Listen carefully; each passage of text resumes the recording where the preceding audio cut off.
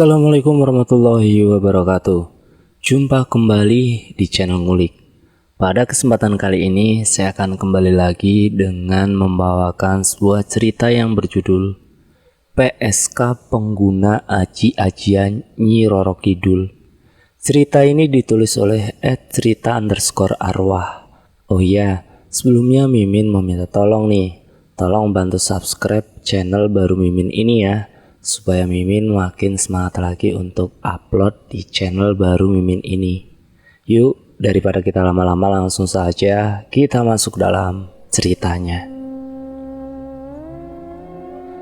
Nadia adalah seorang janda berumur 43 tahunan yang berprofesi sebagai kupu-kupu malam.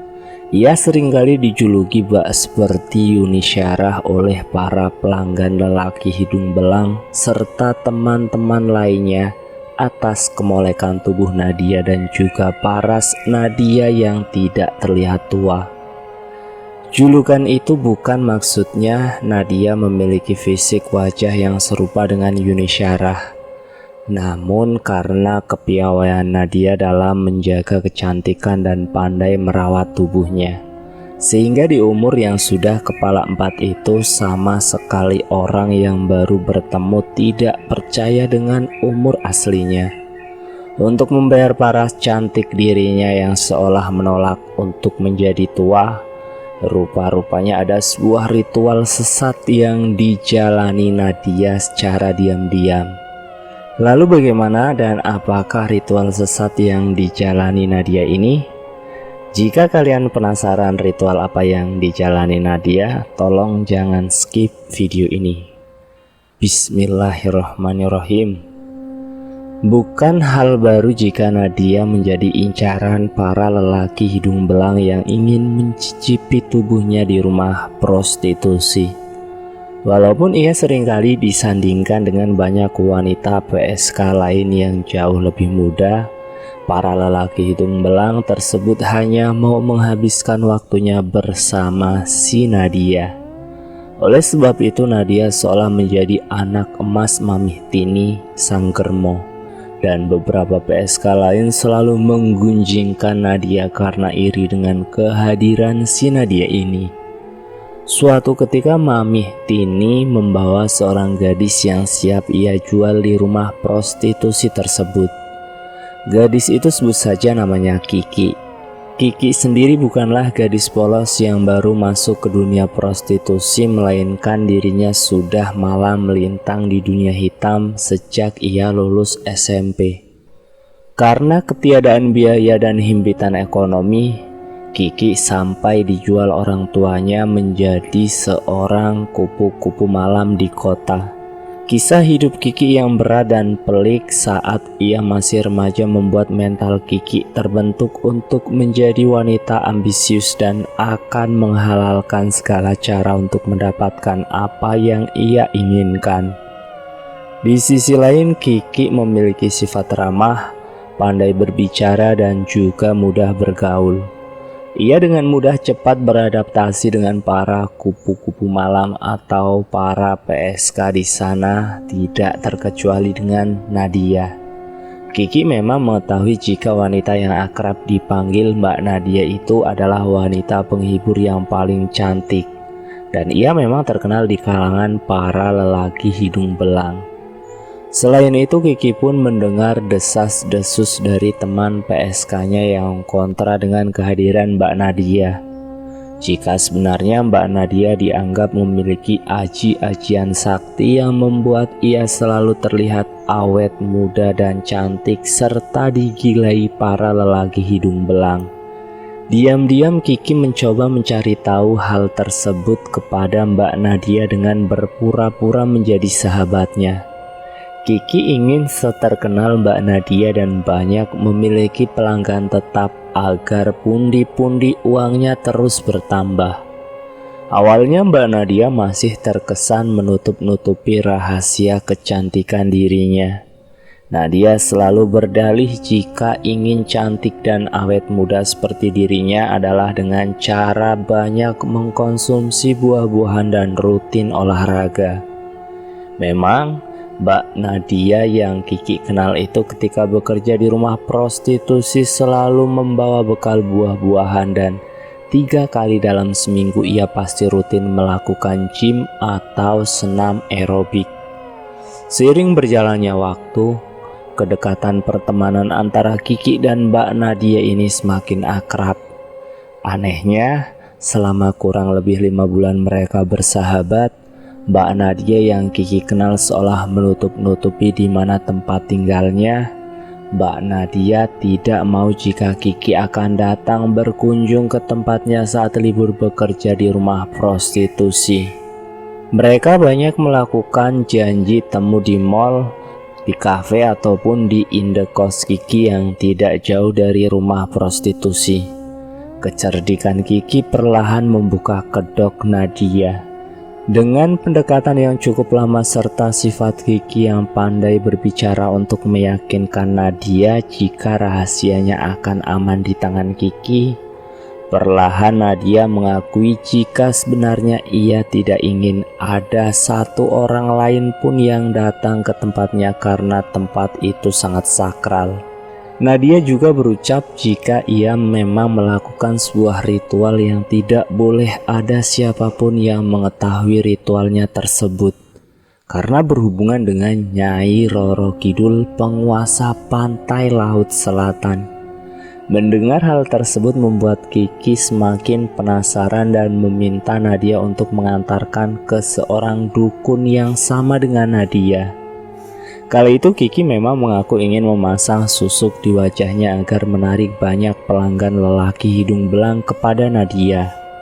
Tanpa merasa curiga ataupun perasaan negatif kepada Kiki, Nadia dengan senang hati mengantar Kiki ke sebuah rumah kuncen yang berada di daerah Pelabuhan Ratu, Banten. Setibanya di sana, begitu si kuncen melihat Nadia, ia seperti sudah mengetahui apa maksud kedatangan Kiki dan Nadia ke sana. "Gimana Nadia? Kamu masih melakukan persyaratan yang saya kasih kan?" tanya si kuncen yang langsung dijawab anggukan kepala Nadia. "Jadi gini Mbah, saya bawa teman saya yang mau pakai susuk. Dan kalau saya sendiri, saya mau dimandikan dan diritualkan sama Mbah lagi agar kecantikan saya tetap terjaga," ucap Nadia sambil menepuk bahu Kiki sekalian memperkenalkan. Sebut saja Simbah dukun ini namanya Simbah Uti. Simbah Uti kemudian mengangguk dan lalu mengajak terlebih dahulu Kiki ke ruang prakteknya yang berwarna serba hijau. Di sana ia lihat ada pajangan foto Nyi Roro Kidul, serta di bawahnya altar meja yang terdapat buah naga, kembang-kembang setaman dan kemenyan yang menyala. Kiki diminta untuk berbaring di sebuah tempat tidur yang semua spraynya serba hijau di sana.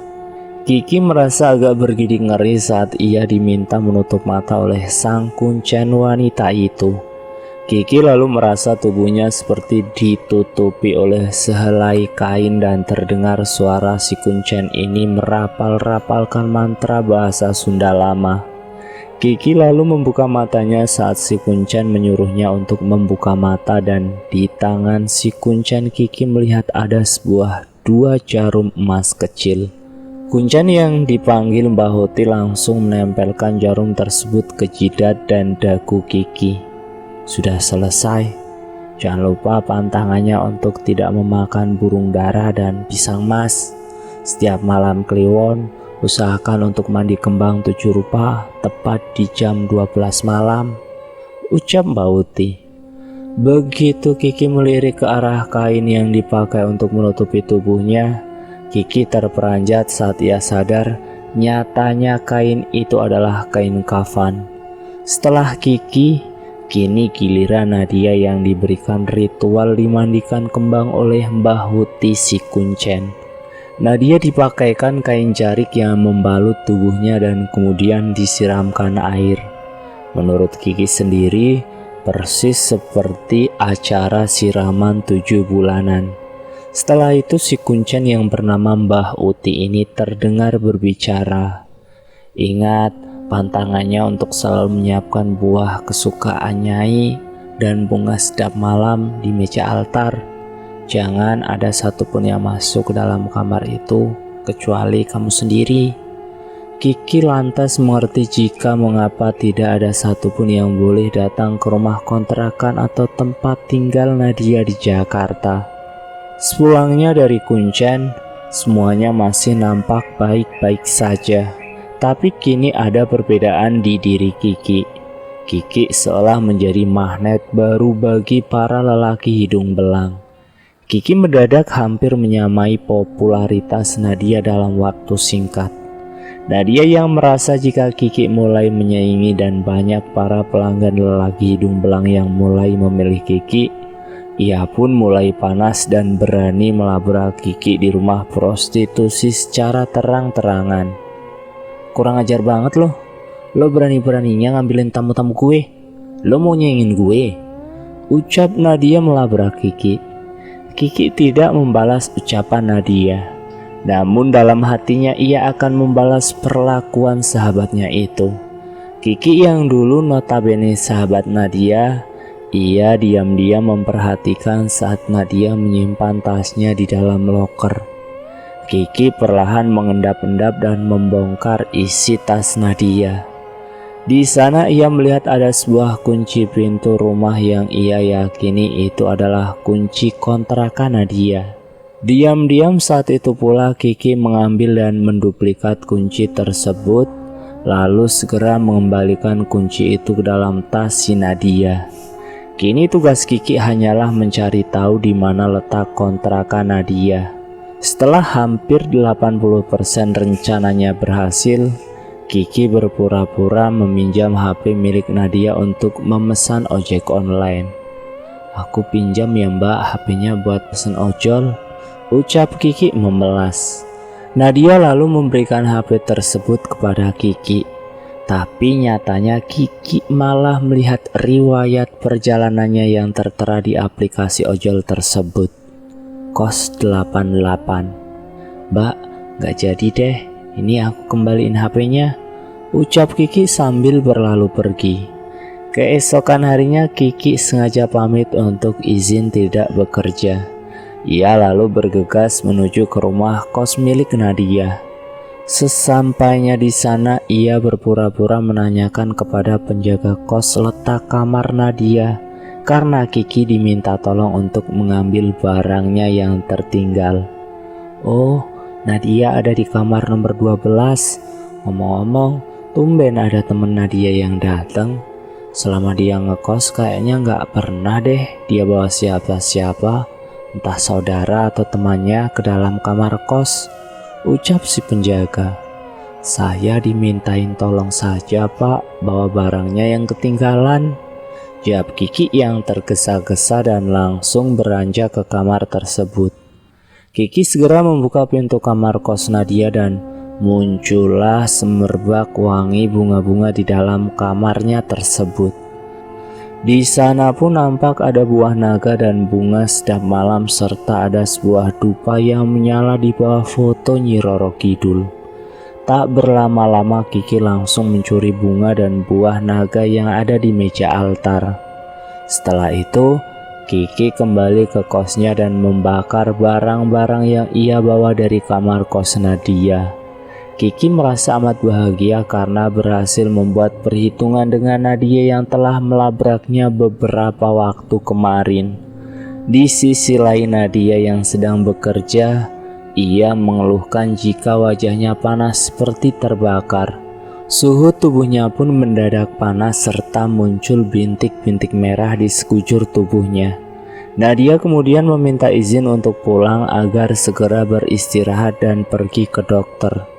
Namun begitu Nadia sampai ke kamarnya, ia terperanjat karena di meja altar tempat pemujaan kepada Nyi Roro Kidul sudah tidak ditemukan buah naga serta bunga sedap malam.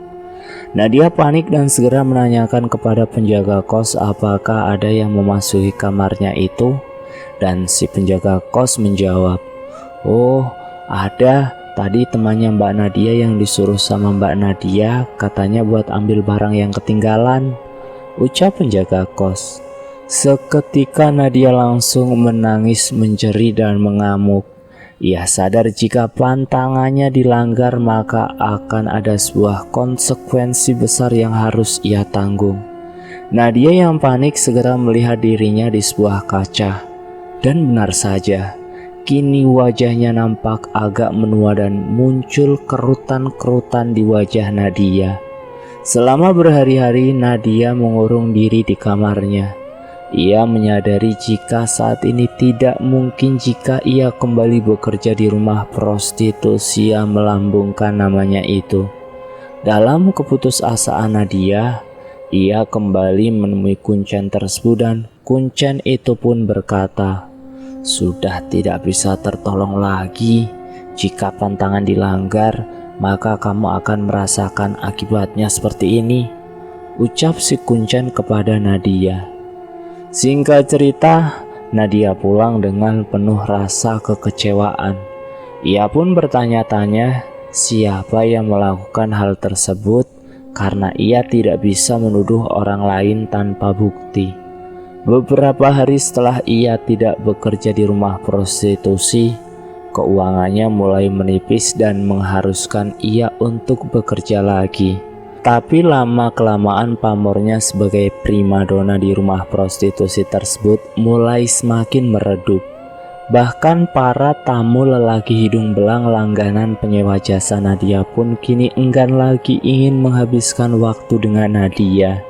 Nadia banyak melamun dan tak jarang dalam sehari ia sama sekali tidak mendapatkan kerja karena tidak ada tamu yang memilihnya.